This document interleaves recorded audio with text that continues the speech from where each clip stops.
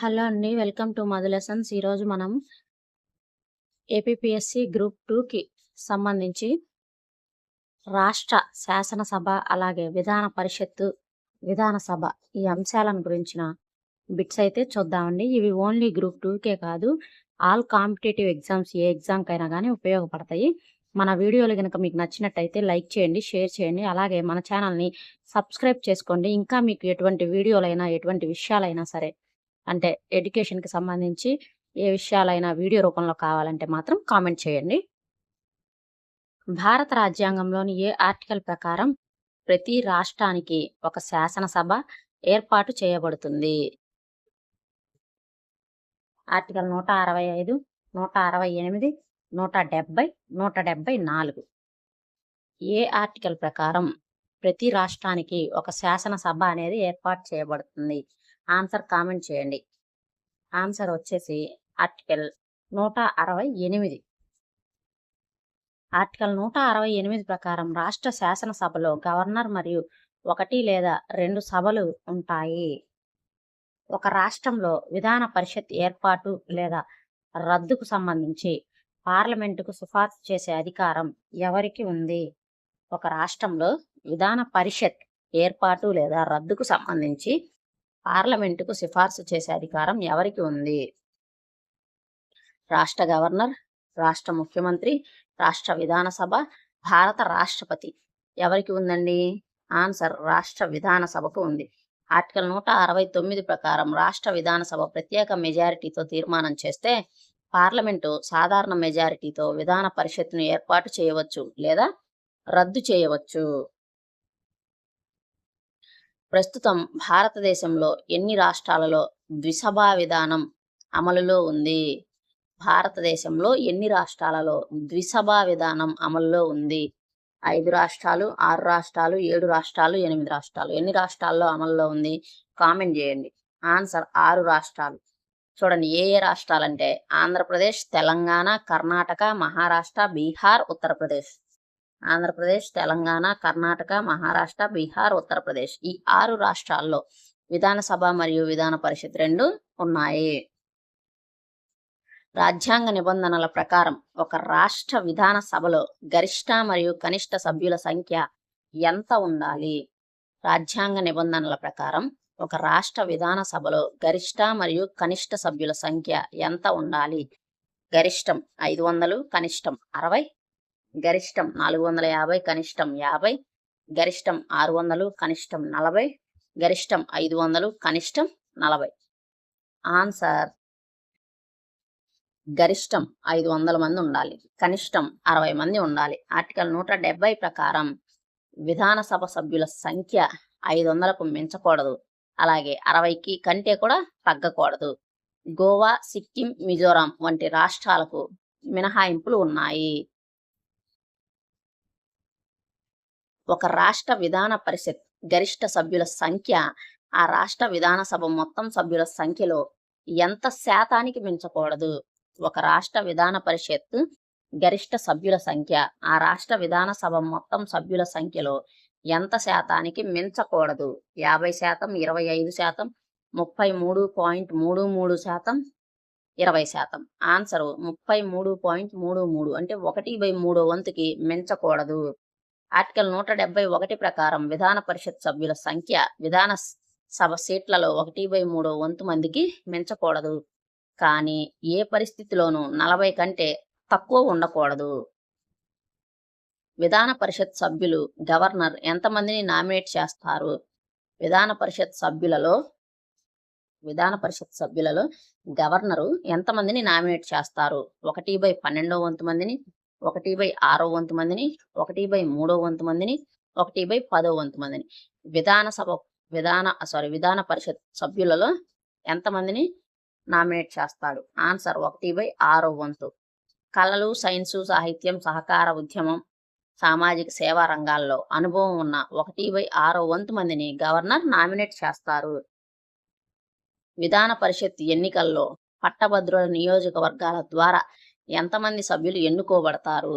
విధాన పరిషత్ ఎన్నికలలో పట్టభద్రుల నియోజకవర్గాల ద్వారా ఎంతమంది ఎన్నుకోబడతారు? 1/3, 1/6, 1/12, 1/4. ఆన్సర్ 1/12 వంతు.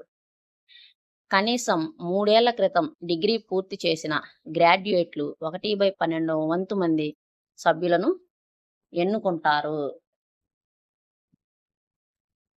విధానసభ సభ్యుడిగా పోటీ చేయడానికి రాజ్యాంగం ప్రకారం కనీస వయస్సు ఎంత ఉండాలి?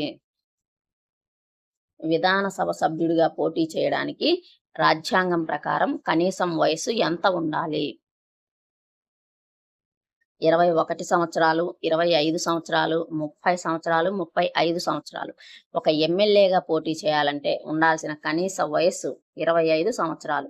ఆర్టికల్ 173 ప్రకారం విధానసభకు 25 సంవత్సరాలు, విధాన పరిషత్కైతే 30 సంవత్సరాల కనీస వయస్సు ఉండాలి.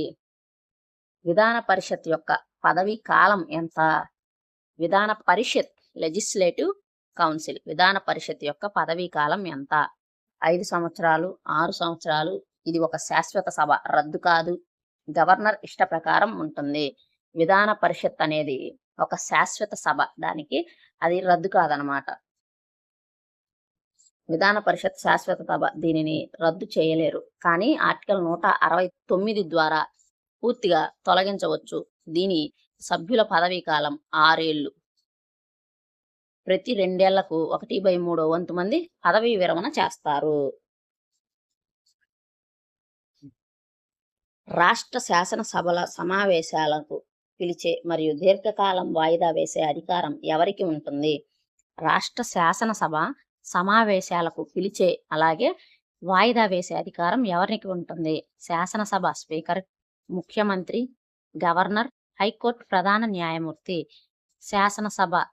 సభలకు పిలిచే అధికారం అలాగే సభను కావాలంటే వాయిదా వేసే అధికారం ఎవరికి ఉంటుంది? గవర్నర్కి ఉంటుంది. ఆర్టికల్ 174 ప్రకారం సభను పిలిచే, ప్రోరోగ్ చేసే మరియు విధాన సభను రద్దు చేసే అధికారం గవర్నర్కి ఉంటుంది. ఒక సంవత్సరంలో రాష్ట్ర శాసనసభ కనీసం ఎన్నిసార్లు సమావేశం కావాలి? ఒక సంవత్సరంలో రాష్ట్ర శాసనసభ కనీసం ఎన్నిసార్లు సమావేశం కావాలి? 1 సారి, 2 సార్లు, 3 సార్లు, 4 సార్లు. ఒక సంవత్సరంలో ఎన్నిసార్లు సమావేశం కావాలి? 2 సార్లు. 2 సమావేశాల మధ్య కాల పరిమితి 6 నెలలకు మించకూడదు. కాబట్టి ఏడాదికి కనీసం 2 సార్లైనా సమావేశం కావాలి. ఒక రాష్ట్ర విధానసభ రద్దయినప్పుడు స్పీకర్ తన పదవికి ఎప్పుడు కోల్పోతారు? ఒక రాష్ట్ర విధానసభ రద్దయినప్పుడు స్పీకర్ తన పదవిని ఎప్పుడు కోల్పోతాడు? విధానసభ రద్దయిన వెంటనే, ముఖ్యమంత్రి రాజీనామా చేసిన వెంటనే, కొత్త విధానసభ మొదటి సమావేశానికి సరిగ్గా ముందు వరకు ఆయన పదవిలో కొనసాగుతారు. గవర్నర్ ఆదేశించిన వెంటనే. ఇది మనం కేంద్ర ప్రభుత్వంలో చూసాము. ఎవరైనా మన ముందు వీడియోస్ చూసినట్టయితే ఆన్సర్ కామెంట్ చేయండి. ఆన్సర్ కొత్త విధానసభ మొదటి సమావేశానికి సరిగ్గా ముందు వరకు, 1 నిమిషం ముందు వరకు ఆయనే పదవిలో కొనసాగుతారు. ఆర్టికల్ 179 ప్రకారం సభ రద్దయిన స్పీకర్ పదవి పోదు. కొత్త సభ ఏర్పడే వరకు కొనసాగుతారు. శాసనసభలో ఏ బిల్లు పైన అయినా ఓటింగ్ జరిగినప్పుడు ఓట్లు సమంగా వస్తే స్పీకర్ వేసే ఓటును ఏమంటారు? ప్రాథమిక ఓటు, కాస్టింగ్ ఓటు లేదా నిర్ణయాత్మక ఓటు, రహస్య ఓటు, ప్రత్యేక ఓటు. ఇది కూడా కామెంట్ చేయండి. ఆన్సరు కాస్టింగ్ ఓటు లేదా నిర్ణయాత్మక ఓటు. ఆర్టికల్ 189 ప్రకారం స్పీకర్ మొదటి విడతలతో ఓటు వేయరు. ఫస్ట్ స్పీకర్ ఓటు వేయరు. కానీ ఓట్లు సమమైనప్పుడు మాత్రం కాస్టింగ్ ఓటు వేస్తారు. రాష్ట్ర శాసనసభ సమావేశం జరగటానికి కావలసిన కనీస కోరం ఎంత? మొత్తం సభ్యులలో 1/10 వంతు, 10 మంది సభ్యులు లేదా మొత్తం సభలో 1/10 వంతు. ఏది ఎక్కువైతే అది. మొత్తం సభ్యులలో 1/5 వంతు, కేవలం 15 మంది సభ్యులు. ఆన్సరు 10 మంది సభ్యులు లేదా మొత్తం సభ్యులలో 1/10 వంతు. ఏది ఎక్కువైతే అది. ఆర్టికల్ 189(3) ప్రకారం సభ నడవటానికి కనీస హాజరు తప్పనిసరి. ఒక వ్యక్తి శాసనసభలోని 2 సభలకు ఎంపికైతే రాజ్యాంగ నిబంధన ప్రకారం ఏమవుతుంది? ఒక వ్యక్తి శాసనసభలోని 2 సభలకు ఎమ్మెల్యే, ఎమ్మెల్సీ ఎంపికైతే రాజ్యాంగ నిబంధనల ప్రకారం ఏమవుతుంది? 2 పదవుల్లో కొనసాగవచ్చు. చట్టం నిర్దేశించిన గడువులోగా ఒక పదవికి రాజీనామా చేయాలి. లేదంటే 2 సీట్లు ఖాళీ అవుతాయి. గవర్నర్ ఏ సీట్లో ఉంచాలో నిర్ణయిస్తారు. ఆటోమేటిక్‌గా విధానసభ సభ్యత్వం రద్దవుతుంది. ఆన్సరు చట్టం నిర్దేశించిన గడువులోగా ఒక పదవికి రాజీనామా చేయాలి. లేదంటే 2 సీట్లు ఖాళీ అవుతాయి. ఆర్టికల్ 190 ప్రకారం ఒకే వ్యక్తి ఒక సమయంలో 2 సభలలో సభ్యుడిగా ఉండరాదు. రాష్ట్ర శాసనసభ సభ్యుల అనర్హతలపై తుది నిర్ణయం తీసుకునే అధికారం ఎవరికి ఉంది? రాష్ట్ర శాసనసభ సభ్యుల అనర్హతలపై తుది నిర్ణయం తీసుకునే అధికారం ఎవరికి ఉంది? హైకోర్టు, ముఖ్యమంత్రి, ఎన్నికల సంఘం సలహా మేరకు గవర్నరు, శాసనసభ స్పీకరు. ఆన్సరు ఎన్నికల సంఘం సలహా మేరకు గవర్నర్. ఆర్టికల్ 192 ప్రకారం పార్టీ ఫిరాయింపులు మినహా మిగిలిన అనర్హతలపై కేంద్ర ఎన్నికల సంఘం అభిప్రాయం ప్రకారం గవర్నర్ నిర్ణయం తీసుకుంటారు. అదే పార్టీ ఫిరాయింపు అనుకో, అప్పుడు స్పీకరు అనర్హత వేటు వేస్తారన్నమాట. 10వ షెడ్యూల్డ్ ప్రకారం పార్టీ ఫిరాయింపులు ఆధారంగా ఎమ్మెల్యేలపై అనర్హత ఓటు వేసే అధికారం ఎవరికి ఉంది? గవర్నర్, హైకోర్టు, సభాపతి, ముఖ్యమంత్రి. ఆన్సరు సభాపతి స్పీకర్కి ఉంది. పార్టీ ఫిరాయింపుల చట్టం ప్రకారం అనర్హత నిర్ణయాధికారం పూర్తిగా ఆయా సభల స్పీకర్లు లేదా చైర్మన్లకు మాత్రమే ఉంటుంది. రాష్ట్ర శాసనసభ సభ్యులకు ప్రత్యేక హక్కులు మరియు మినహాయింపుల గురించి తెలిపే ఆర్టికల్ ఏది? రాష్ట్ర శాసనసభ సభ్యుల ప్రత్యేక హక్కులు మరియు మినహాయింపుల గురించి తెలిపే ఆర్టికల్ ఏది? Article 194, article 105, article 188, article 200. Answer article 194. Article 194 రాష్ట్ర శాసనసభ్యుల హక్కులను తెలుపుతుంది. ఆర్టికల్ 105 అనేది పార్లమెంటు సభ్యుల హక్కులకు సంబంధించింది. ఒక ద్రవ్య బిల్లును రాష్ట్ర శాసనసభలో ప్రవేశపెట్టడానికి ఎవరి ముందస్తు అనుమతి తప్పనిసరి? స్పీకరు, ముఖ్యమంత్రి, గవర్నరు, ఆర్థిక మంత్రి. Answer governor. ఆర్టికల్ 198 మరియు 207 ప్రకారం ద్రవ్య బిల్లులను గవర్నర్ ముందస్తు సిఫార్సుతోనే విధానసభలో ప్రవేశపెట్టాలి. ఒక బిల్లు ద్రవ్య బిల్లా కాదా అని ధృవీకరించే తుది అధికారం ఎవరికి ఉంది? గవర్నరు, ఆర్థిక మంత్రి, విధానసభ స్పీకరు, విధాన పరిషత్ చైర్మన్. Answer Vidhan Sabha speaker. కేంద్రంలో లోక్సభ స్పీకర్ లాగే రాష్ట్రంలో విధానసభ స్పీకర్కు మాత్రమే ఆ బిల్లును ద్రవ్య బిల్లా కాదా అని సర్టిఫై చేసే అధికారం ఉంటుంది. విధానసభ ఆమోదించిన ద్రవ్య బిల్లు విధాన పరిషత్తులో గరిష్టంగా ఎన్ని రోజులు మాత్రమే తన వద్ద ఉంచుకోగలదు? 14 రోజులు, 30 రోజులు, 3 నెలలు, 6 నెలలు. ఆన్సరు 14 రోజులు. ఆర్టికల్ 198 ప్రకారం ద్రవ్య బిల్లు విషయంలో విధాన పరిషత్కు పరిమిత అధికారాలు ఉంటాయి. 14 రోజుల్లోగా బిల్లును వెనక్కి పంపకపోతే అది ఆమోదం పొందినట్లుగానే భావిస్తారు. సాధారణ బిల్లుల విషయంలో విధానసభ మరియు విధాన పరిషత్ మధ్య విభేదాలు వస్తే ఉమ్మడి సమావేశం ఏర్పాటు చేసే నిబంధన ఉందా? అవును, గవర్నర్ ఏర్పాటు చేస్తారు. అవును, రాష్ట్రపతి ఏర్పాటు చేస్తారు. రాష్ట్ర శాసనసభలో ఉమ్మడి సమావేశానికి ఎలాంటి నిబంధన లేదు. కేవలం ద్రవ్య బిల్లులకు మాత్రమే ఉంది. ఆన్సర్ రాష్ట్ర శాసనసభలో ఉమ్మడి సమావేశానికి ఎలాంటి నిబంధనలు లేవు. పార్లమెంట్లో లాగా రాష్ట్ర శాసనసభల్లో ఉమ్మడి సమావేశం ఏర్పాటు చేసే అవకాశం రాజ్యాంగంలో లేదు. విధానసభ నిర్ణయమే అంతిమం.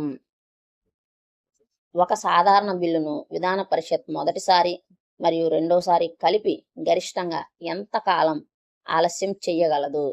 ఒక సాధారణ బిల్లును విధాన పరిషత్ మొదటిసారి మరియు రెండవసారి కలిపి ఎంత కాలం ఆలస్యం చేయగలదు?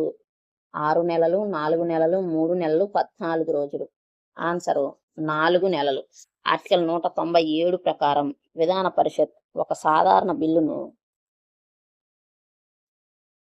మొదటిసారి 3 నెలలు, విధానసభ రెండోసారి పంపినప్పుడు మరొక నెల కలిపి మొత్తం గరిష్టంగా 4 నెలలు మాత్రమే ఆలస్యం చేయగలదు.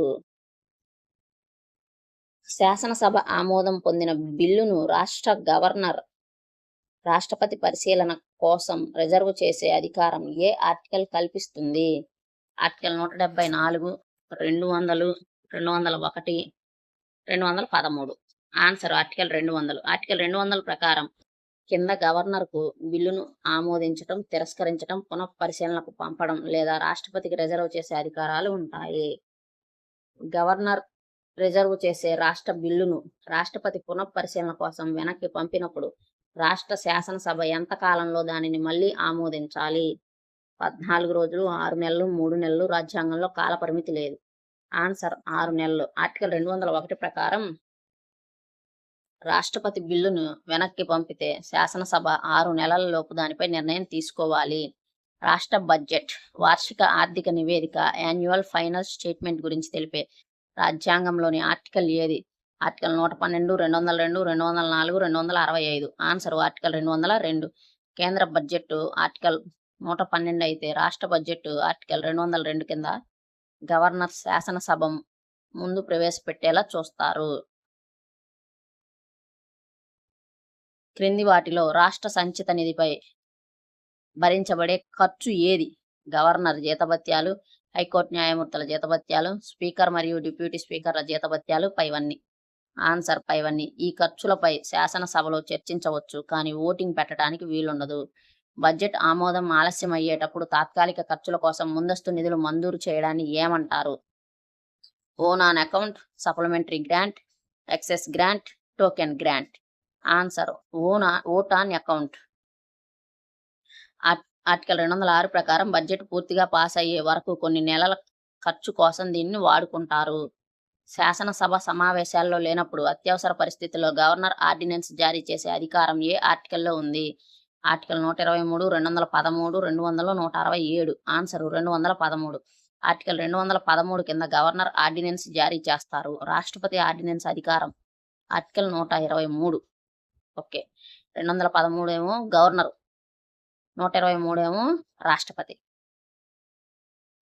గవర్నర్ జారీ చేసిన ఆర్డినెన్స్ శాసనసభ తిరిగి సమావేశమైన తర్వాత ఎంత కాలంలో ఆమోదం పొందాలి?